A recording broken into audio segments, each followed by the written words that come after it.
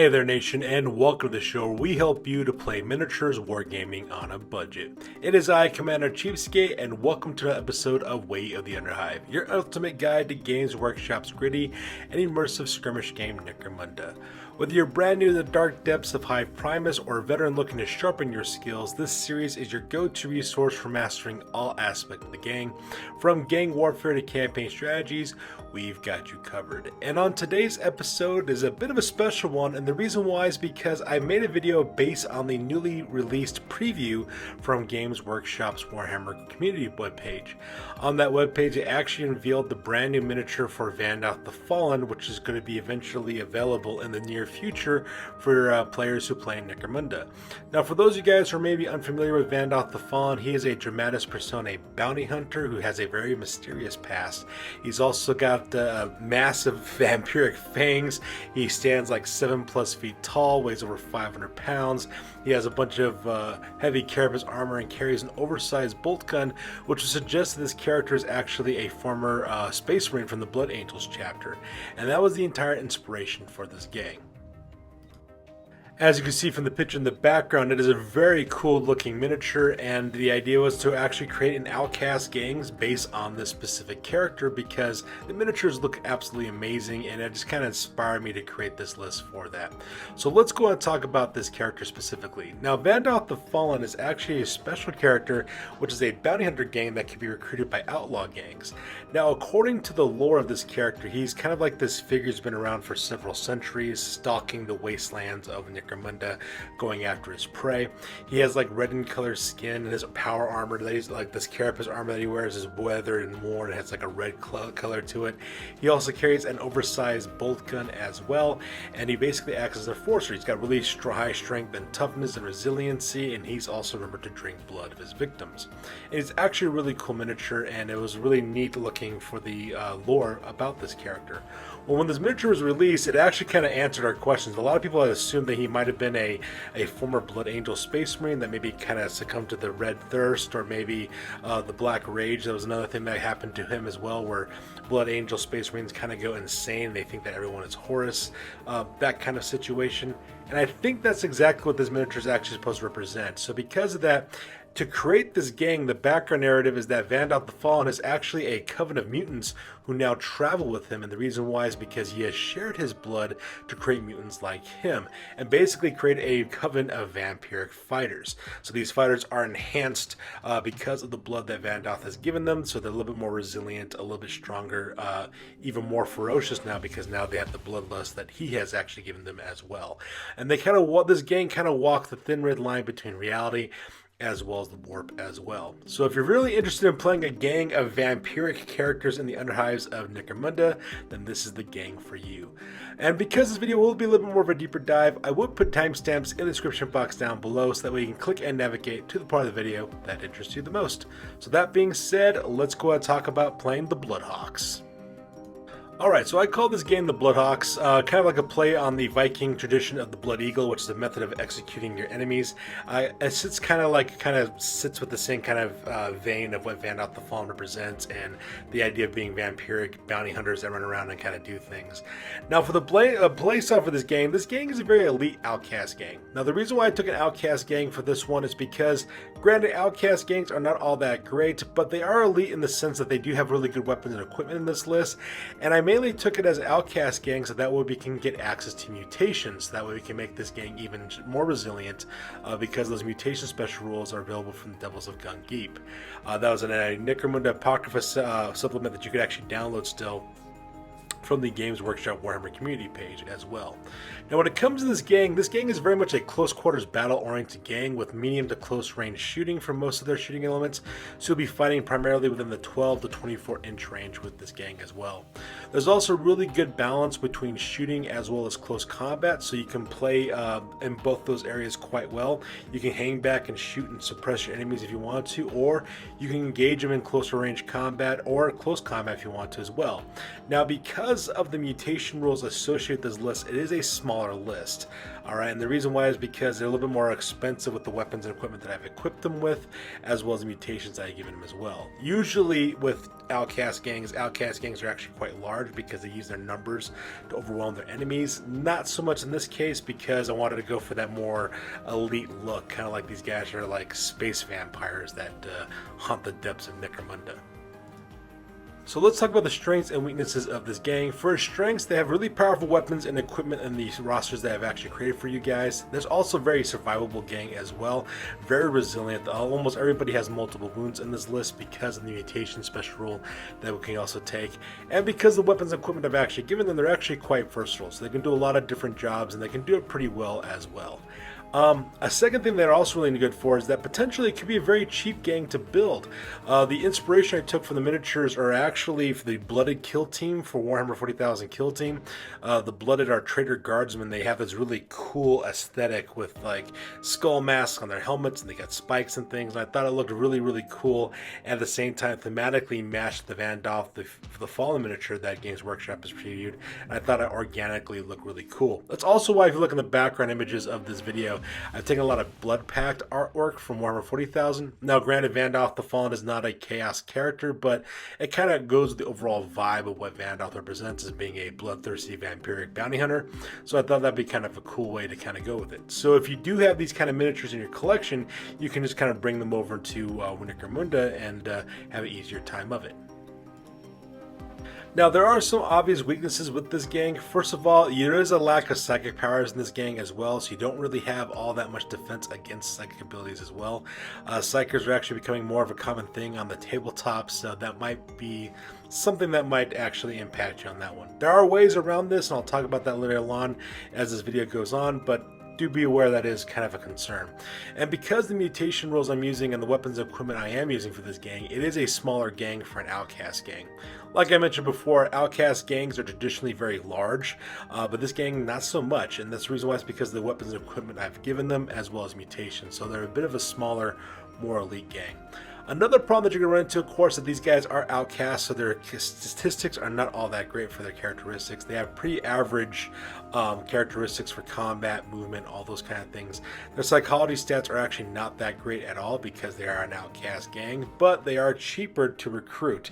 Now, there are some ways we're going to mitigate those psychological characteristics, and I'll talk about that later on in the video. At the same time, because these guys are mutated, they are outlawed. So if you're playing in a campaign where outlaw and law abiding and is a game mechanic that you're using for your gang, just be aware that you will have this as well.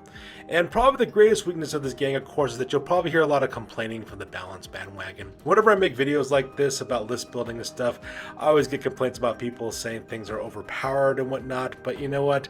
If you do get those complaints from the balance bandwagon, just kind of ignore it and just fill out your gang anyways. So when it comes to this gang, let's talk about alliances, because alliances are a very important game mechanic. I know a lot of arbitrators and a lot of players use the alliance game mechanic in their campaigns. Ideally, when you take an alliance, what you want to do is usually have an alliance that kind of buffs a weakness that your gang has. Usually, if your gang is a very close combat oriented gang, so you need some very powerful shooting elements, you take an alliance that has a lot of shooting on it, and vice versa. Ideally, that's pretty much how it's supposed to work. However, with this gang specifically, you do have some limitations on the kind of alliances you can take. And the reason why is because you are a mutant outcast gang, so because that you can't take any real clanless alliances on that one as well. So that's kind of a huge problem for this gang. Now, if you are able to take alliances, the only alliances you could potentially take are criminal alliances, just because of your mutations. That might be something you want to keep that in mind as well. Now, obviously, your alliances are based on player choice as well as player playstyle as well. However, though, if you are going to make an alliance, there is a recommendation I'd make in this list, and I will illustrate that when we get further along into the video. So up first, let's go and talk about our very first roster. Your first roster is going to be a 1,000 credit roster designed for games that take place in a Law and Order type of campaign, a Dominion campaign, Ash Waste campaign, that sort of thing. So this is the standard 1,000 credit starting roster. This gang is called the Bloodhawks. Like I said before, it is a play on the Blood Eagle idea from Vikings, and at the same time, it's a mutant outcast gang as well. So because you're an Outcast gang, we're going to take a Dramatis Personae character as your Outcast leader. That's going to be Vandoth the Fallen for 250 credits. This whole list is built around this iconic character as well as the miniature as well, because I thought it was really quite cool. We're going to upgrade into an Outcast gang leader, and we're giving the mutant archetype. And the reason why we're giving the mutation archetype is because he's quite a mutant in the depths of Necromunda. I mean, he's bigger, stronger, faster. He's also vampiric as well. He's got a longer lifespan, so that kind of indicates to me that he's a mutant of some sort. And if you think about it, technically speaking, Space Marines are just mutated human beings, is what they really are. Now, he automatically comes with heavy carapace armor, so he's going to have that 4-up armor save with wills in addition to any armor-piercing attacks for him. He's also got a bolt gun as well, and the great thing about his bolt gun is that while most bolt guns have a 6-up ammo save, his is actually only a 4-up ammo save. And the reason why is because of, I think it's because it represents the fact that he's carrying a Space Marine bolter, and that's why it's a little bit more reliable on the ammunition that he's able to get his hands on. Now, he's equipped with a fighting knife for his close combat, and it's very basic, not much there, but that's because his character doesn't really need anything else. He's strength 4, toughness 4, 3 wounds, 3 attacks, so this guy's going to be able to dominate almost anything he's going to be fighting up against as well. Now, he automatically comes with a respirator, so that way he can deal with any kind of gas attacks that come his way. You also have a stim slug stash as well to increase your characteristics for movement as well as close combat as well. He does have crushing blows, so he's going to get bonuses to strength as well as damage on that fighting knife, so it's going to be extremely deadly that way. He has the fearsome skill, which means your opponents will need to take a willpower check in order to charge against him in close combat. He has hurl, which is a great basic action for the bronze skill tree to pick up people and then throw them all over the place on the battlefield. He's also got the spring up skill from the agility skill tree, so if he does get hit, all he has to do is pass a 3-up initiative test in order to ignore being pinned, so that makes him even more resilient against taking fire from enemies. And because he is a mutant outcast, according to the rules from the Devils of Gunk Deep, the moment you make a leader a mutant, you automatically get a free mutation, and we're taking the vast bulk mutation for this character to give him +1 to his wound characteristics. These characters could have 4 wounds, even making him more resilient as well. Now, I know some people are going to complain about giving this guy an additional mutation on top of what he already has, but hey, that's rules as written, and that's what we're going to do. So let's talk about your champions. Your first one is Mercedes Sehek. This is going to be an Outcast champion at 175 credits. This character is going to be a mutant archetype as well. We're giving this character mutant mesh armor for 5 armor save as well as a plasma gun because plasma guns are amazing. And because this is a mutant archetype, they get a mutation automatically for free when they get joined up to the list. So we're giving this character the vast bulk mutations. That way this character has 3 wounds instead of 2. So that way he's more survivable as well. We're also giving the headbutt skill. And the reason why is because the primary skills for a mutant archetype are going to be brawn as well as leadership, as well as mutations. Mutations also count as a primary skill. So if you want to get mutations later on, you can do so for that character. The reason why we take the headbutt skill is because just in case this character gets charged against in close combat, having that ability to do a free attack going to be really helpful for this character because your character can be charged against because of that plasma gun. Then we have another champion named Golgate, the Cypher's Blade. This is another Outcast champion at 155 credits. Once again, going to have the mutant archetype as well. This character's got mesh armor as well as a bolt pistol because bolt pistols are powerful short-range shooting attacks, as well as a servo claw because it's an amazing close combat attack as well. We're also giving this guy the vast bulk mutation because you automatically get one as a mutant archetype when you first join up to the list. So this guy's going to have 3 wounds as well. And we're giving the bolt charge skills so that way your attacks in close combat have knockback and +1 additional strength as well. Like I said, we're using some pretty expensive weapons for this list to make it a little bit more elite, and that's also going to kind of represent the fact that these guys are like space vampires. So now that we have your leader and champions out of the way, let's talk about your fighters. So first off is Krovar Ashkek. He's going to be an Outcast Hive Scum at 110 credits. This character's got mesh armor as well as a Sonoff shotgun for 15 credits, and we're giving this character ceramite shields. That way he can actually block a lot of shooting attacks that's coming his way. Now granted, that ceramite shield's going to give him an increased armor save as well as immunity to the Melta trait, but it's going to make him have a slower movement allowance. He's going to have basically all of his movements going to be basic actions from now on, so it's going to be quite hectic for him. Now we're going to mitigate that here in a second. He's also got the vast vast bulk mutation as well, so that way he has 2 wounds on top of what he has already. Now what you want to do is you want to pair Crowbar Ashek with one of your champions, specifically your shooting champions or the plasma gun.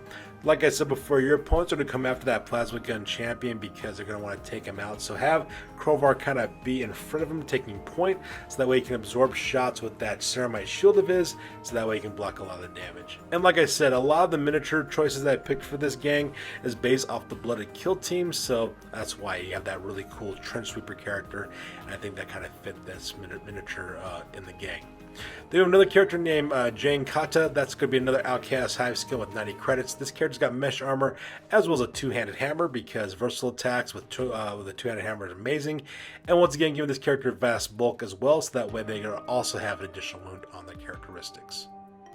Our next fighter is going to be Castus Vec, which is going to be another Outcast Hive skill at 80 credits. This character's got mesh armor for 5 armor save as well as a last gun, so that way they have medium to long range shooting as well as the vast bulk mutation to give them that +1 to their wound characteristic. And then we have Infernal Drosk, which is another Outcast Hive skill at 90 credits. This character's packing mesh armor for 5 up armor save as well as a last pistol and chainsword for close combat attacks, as well as the vast bulk upgrade as well. And to make your gang a little bit more survivable, we're giving the gang a rogue doc called the Ruthless Butcher. This is going to be a rogue doc, so it costs you 50 credits. This character's got a last pistol as well as a Medicae kit, as well as the Medicae and the patch up skill. This gang is quite elite and they're actually quite point heavy, so because you want to make sure these guys survive, so in case you get a critical injury, you can do a medical escort mission with your rogue doc to keep these fighters alive in your campaign. And this is pretty much going to be the fighters that make up a 1,000 credit rosters for your campaigns of Necromunda. So for those of you guys who are going to go to the Ash Waste as well, you get additional 400 credits for those. So this is going to be in addition to your 1,000 credit for those vehicle allowances. And our vehicle is going to be called the Bleak Crux. It's going to be a Scum Racer. It's going to cost you 400 credits. It's a Scum Racer who's driving a Rock Grinder truck. The Rock Grinder truck's going to have twin-linked autocannons because those are the pwn and they destroy everything. We're also giving it ablative armor in case you take a non-glancing hit to the hull. Okay, it makes your vehicle a little bit more survivable, as well as an engine shell for exactly the same thing in order to protect your engine. We're giving this vehicle tire claws because unfortunately the handling characteristics on a Goliath rock truck is a 8+, so this will drop it down to a 7+, give you a 50-50 chance of actually making it more maneuverable. In fact, in my opinion, the very first thing you should do with your vehicle upgrades is get better handling on your vehicle, so that way it's a little bit more survivable. And lastly, we're giving this thing flare launchers, so that way if you are fighting in visibility conditions, you can use those flare launchers in order to eliminate your targets. And that's going to make up your 1,000 credit roster and 1,400 credit roster for those of you guys who are playing in the Ash Wastes. Now for those of you guys who are playing in the Underhive campaign, this is a 1,250 credit starting roster as well. Now, according to the rules as written from the Book of Desolation, you would actually use 1,000 credits to create your gang. So if you're going to start with a 1,000 credit gang, you can do so with the list that I gave you earlier. However, I've been noticing a trend on YouTube as well as on social media, Reddit, places like that, where players are actually creating 1,250 credit starting rosters for Underhive campaigns, and I actually think that's a really good number to use, especially if you decide to play a seconded incursion gang where you actually have a Spire Hunter as your leader of your gang. So I think that's actually a fair adjustment to make. A lot of arbitrators are making that 1,250 credit starting roster for the Underhive campaign. So because I'm noticing that trend, I decided to use that same trend on this list as well. So in case you're playing an Underhive campaign that is doing a 1,250 credit roster, this will be the roster for you to use. So once again, Vandoth the Fallen makes a return at 250 credits again. Going to be equipped exactly the same way as the 1,000 credit starting roster, and we're giving the vast bulk upgrade for this character as well because he is a mutant archetype who is leading a mutant gang. And so this character is quite resilient. He's going to be awesome. He's going to be able to perform very, very well in the Underhives of High Secundus because this guy can do shooting. He can also do close combat. Once again, your champions, Merceli Sehek, as well as Golgate the Cypher's Blade, they also make a return as well. The only difference between this list as well as the previous list is that Merceli Sehek is now packing a stub gun as a sidearm for their character, so that way they can use it as in close combat if they need to. Otherwise, they're exactly the same as your 1,000 credit starting roster. So now moving on to your fighters, Kravar Ashek also makes a return as well. Going to be equipped exactly the same thing with their Ceramite Shield and Sawed-Off Shotgun and Vast Bulk, still costing 110 credits. However, we do have a new fighter now named Kalia Glowblood, and this is going to be another Outcast Hive scum at 110 credits. This character's got Mesh Armor for 5 armor save, and we're packing this character with a Long Last because Long Lasts are great long-range shooting attacks at Strength 4. At the same time, we're also equipping this weapon with Focusing Crystals, so that way you get that -3 AP as well. Now, granted, we do make the ammo roll more difficult for a Long Last, but you know what? It's all about getting that damage out there and taking your opponents out as well. We're also giving this character a stub gun for a backup weapon in case anything happens in a Long Last, and once again got the Vast Books mutation, so that way they're packing 2 wounds. And once again, we have another fighter this time named Kasavek. This is another new addition to the gang as well. This character's an Outcast Hive scum at 80 credits with Mesh Armor, a Last Gun, Last Pistol, as well as the Vast Bulk mutation, and Infernal Drosk is another fighter that we're adding to this list. The Outcast Hive scum at 90 credits. This character's packing Mesh Armor as well as a Last Pistol as well as a Chainsword for close combat, and once again got the Vast Bulk mutation as well. Now, as for our list, we're going to drop our Rogue Doc, and the reason why is because of the Abyssal Ferryman team they're going to be taking for this gang. I'll explain that later on when we get to the alliance on that one. But we're going to place your Rogue Doc with a new fighter named Durak the Wrathful, which is a mutated Ogren at 275 credits. This is going to be a brute with a furnace plates for their armor, so they have a 5 armor, 6 of armor save, but 5 up if they get attacked from the front arc. They're also packing a Power Maul because it's a oppressive weapon, especially when you pitch that onto a Ogren. He's also got a horrific appendages as well as a great mutation to actually fight your opponents.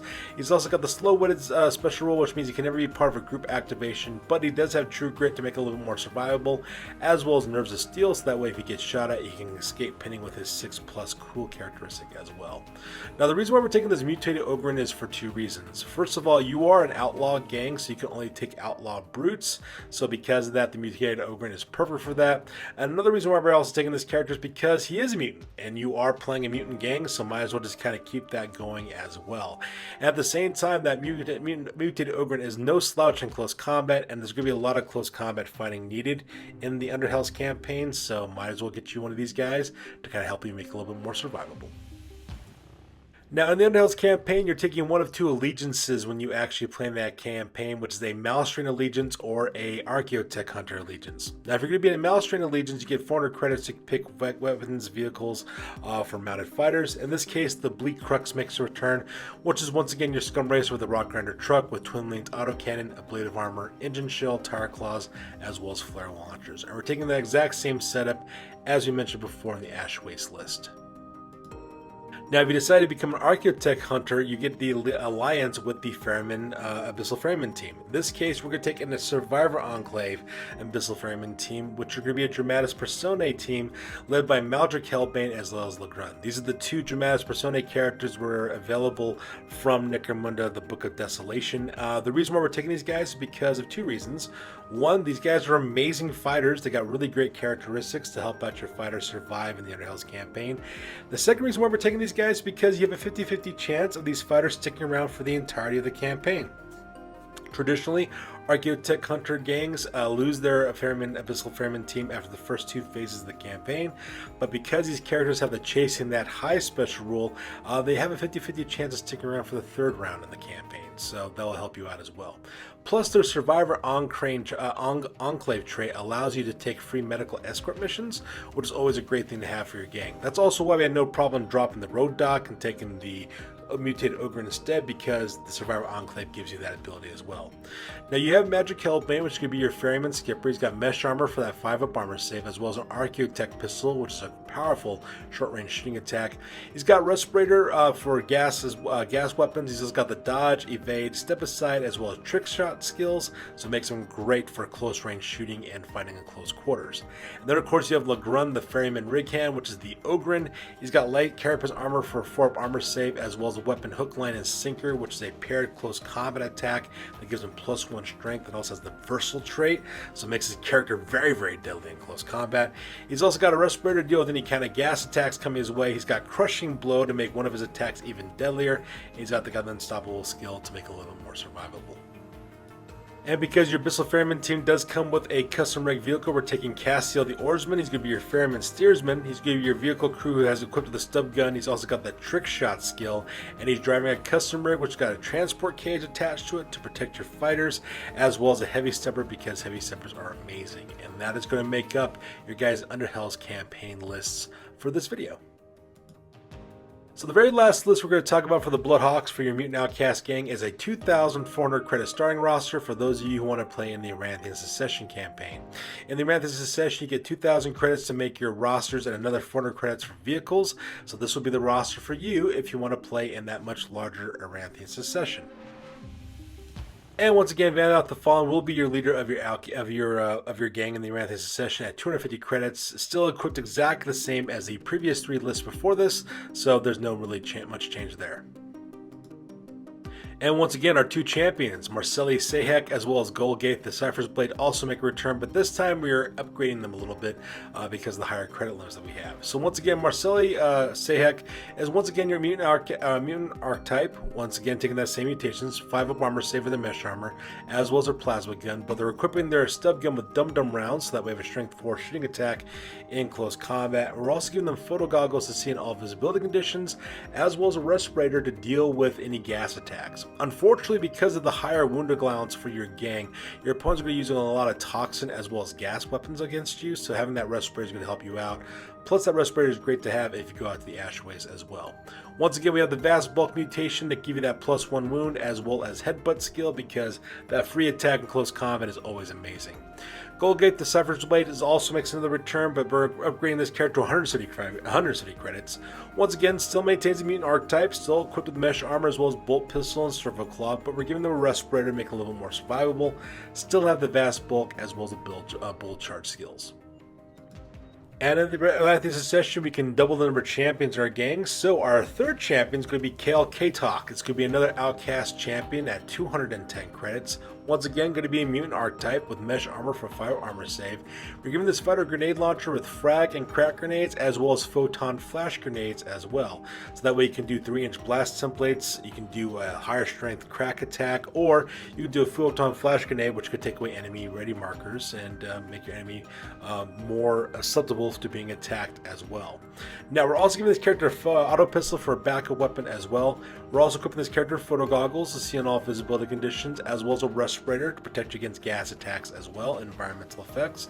Once again, taking the Vast Bulk mutation to give you that 3 wounds for this character, as well as the Iron Jaw skill. Now the reason why we took Iron Jaw is because you have to take a primary skill of some sort as a champion, and their primary skills is Bronze. So in case you do get attacked by somebody in close combat, so long as they don't have any armor penetration on their close combat attacks, you get +2 to your toughness. Makes this character a little bit more survivable. Then our last champion is going to be Violetta the Flayer. She's going to be another Outcast champion at 145 credits. She's going to have mutant archetype as well, with mutant mesh armor for that 5 armor save. And we're equipping this character with a power axe, because power axes are amazing, as well as a flail, so that way you can do long range attacks with that versatile trait with the flail as well. Plus it gives you +1 to your strength. Giving this character a respirator to make it a little bit more survivable for environmental attacks as well as gas attacks as well. Once again, has the Vast Bulk mutation, so that way you get 3 wounds for this character, and the build charge skill, so that way you have +1 to your strength for your attacks, as well as knockback, which is all kinds of fantastic. So going back to our fighters this time, Kravar Ashek once again makes a return, but we're upgrading this character up to 130 credits this time. Once again, got mesh armor, but we're upgrading their shotgun from a sawed-off shotgun to a shotgun with solid as well as scatter ammo this time. Still packing a ceramite shield, and we're also upgrading this character with a respirator to make it a little more survivable, and they still have the Vast Bulk mutation. Kalia Gloombone Blood also makes a return as well, but we're upgrading her a little bit as well with 165 credits. She still has mesh armor as well as a long last with a focusing crystal, but we're now upgrading her sidearm to a last pistol instead. She also has photo goggles as well as respirators to see in all visibility conditions, as well as environmental effects, as well as gas attacks, and the Vast Bulk mutation as well. I suggest getting a hot shot last pack for that last pistol as soon as possible. Continuing our fighters, Cassis Vec also makes a return, this time upgrade to 130 credits. This character's got mesh armor as well as a last gun and a last pistol, as well as photo goggles to see in all visibility conditions, as well as a respirator for gas attacks, as well as environmental effects, and also has the vast bulk mutation to give you that 2 wounds for this character. And I suggest getting hotshot last packs with both the last gun as well as the last pistol as soon as possible for this character. And Infernal Drosk also makes a return, this time upgrade to 120 credits. Mesh armor this time with last pistol as well as a chainsaw, but we're giving them photon flash grenades this time around to take away enemy activations as well. He's also got a respirator to help them with environmental effects as well as gas attacks, and still has the vast bulk. And once again, upgrade that last pistol hotshot last pack as soon as possible.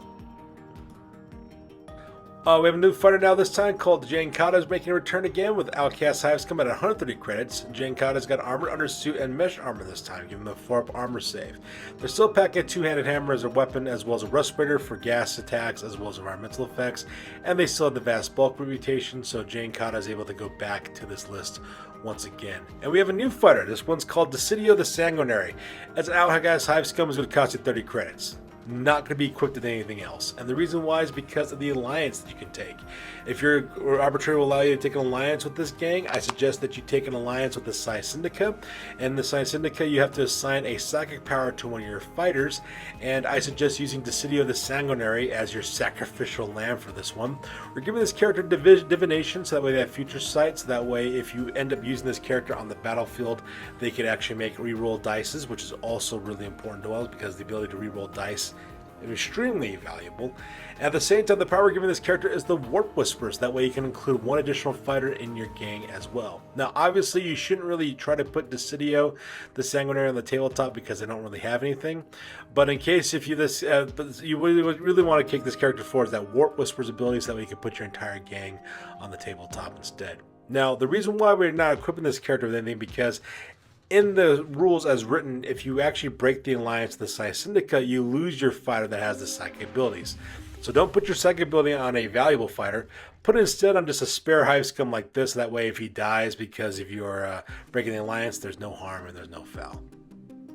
And once again, Drak the Wrathful also makes a return, our mutated Ogre at 275 credits, still packing Furnace Plates, Power Maul, horrific appendages, still has a slow-witted True Grit as well as a Nerves of Steel special rules. And for our 400 points for our vehicle, it's going to be the Bleak Crux once again. Still our Scum Racer at 400 credits with a Rock Grinder with twin-linked autocannon, ablative armor, engine shell, tire claws, as well as flare launchers. Still taking exactly the same kit for the exact same reasons. So for alliances, if your arbitrator will allow you to take a criminal alliance, you'll have to take a criminal one, and I think the Psi Syndica would be the best one for you. And the reason why is because one of the weaknesses of this gang is no psychic abilities or defense against psychic abilities, so having this Psi Syndica ability would be the best thing for you. It provides a lot of weaknesses, shores up a lot of weaknesses that your gang has that can really help you out. So one of your benefits, of course, you get Psychic Awakening, which means that one of your fighters does get psychic powers. However, though, there is a steep drawback from that. We'll talk about that here in a second. In case you break that alliance, you lose that fighter. So that's why we have Decidio the Sanguinary, because if that character dies, oh well, it's just a fighter that costs you 30 credits. And you get access to the Mind Locked Weird, which is a great psychic to have in your gang as well. Now, there are some drawbacks. You do have Dark Dreams, which means you could potentially lose one of your fighters on the from playing in a game because they fail a willpower test, so that is a bit of an issue. And you do have the Sacanarium attention, which means you could draw the attention from the Imperial House Psychers, which could also potentially be another bad situation as well. However, having access to that Mind-Locked Weird could be very, very powerful. We're going to carry this character named Jim Vandoth. Is going to be her name. She's got Mesh Armor for 5 armor save. She does have the Fearsome skill, which means that your opponent's will have to take a willpower test in order to charge her. She also has the Non-Sanctioned Psyker special rule attached to her as well. And for the psychic abilities for this one, I would recommend taking Unbreakable Will. What that basically does is allow you to actually transfer their willpower as well as their cool characteristics to fighters within range. And since you're an outcast gang, your psychology stats are amongst one of the worst ones. You have 8 pluses for most all of your psychology stats for your fighters as well as your champions. So because that, Jim Vaughn is going to be really important because she can lower your willpower status characteristics for your fighters down to a 4 plus, which can make them even more resilient against things like Corpse Grinder cultists, for example. At the same time, she also lowers their cooldown to 6 plus as well, which is going to be really great to keep these guys longer around in a fight as well. So the Unbreakable Willpower is what you really want to take for this character, because that's the main power you're going to really spam for this character in order to keep your fighters around longer. We're also giving her Maddening Visions as well, because being able to give temporary insanity to somebody is always kind of fun, and the Scouring, because Yes, it is a strength 2 template attack, but you can still set people on fire to it, and it's a template attack, so why not take it?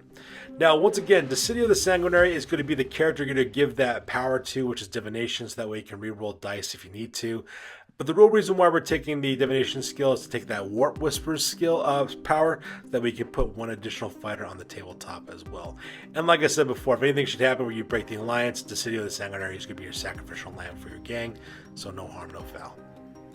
So there you guys have it. This is my conclusion on this new Vandoth the Fallen miniature. This miniature was the inspiration for creating this gang. I got really super excited when I saw it, and I might actually have to purchase this miniature when it comes out because it is so cool looking. Plus the rules are really great for this character too, and plus it'd be an amazing outcast gang leader, so why not make this list as well? And like I said before, my inspiration for this list came from both Vandoth the Fallen, the new miniature, as well as the Blooded Kill Team miniatures was another inspiration for this, just because they kind of looked similar and aesthetically look really cool to put these guys on the tabletop. So if you do play Kill Team and you play the Blooded, you could use this gang to use in your campaigns of Necromunda as well. And like I said before, it's a fun way to play a campaign with a mutant outcast gang. Everyone's got vast bulk to represent the fact that they've been sharing in Vandoth's mutated blood, and it kind of enhance their abilities and make them more resilient. And so that's the reason why we created this gang. So it's a space vampire gang, which is also all kinds of fun. And if you end up using this gang in your campaigns, please let me know. I'd love to hear exactly how this gang worked out for you. Unfortunately, I don't have the time to play test my own gangs. I would love to actually play a campaign with these guys. I just don't have the time, unfortunately. So if you end up using this gang list, please let me know in the comments and tell me how it worked out for you, so that way I know how to tweak it if I want to in a future video as well. And of course, if you have any other recommendations for some new gangs that you want to see as well, drop them down in the comments down below, and if I like your idea, I'll give you credit for it in my video, and I'll make a video about it as well. So that's good for you guys. As always, please feel free to like, comment, and or subscribe. Your guys' input is valuable to us as always. I am Commander Cheapskate. That's good for this video. I will catch you guys next one. Peace out and stay classy.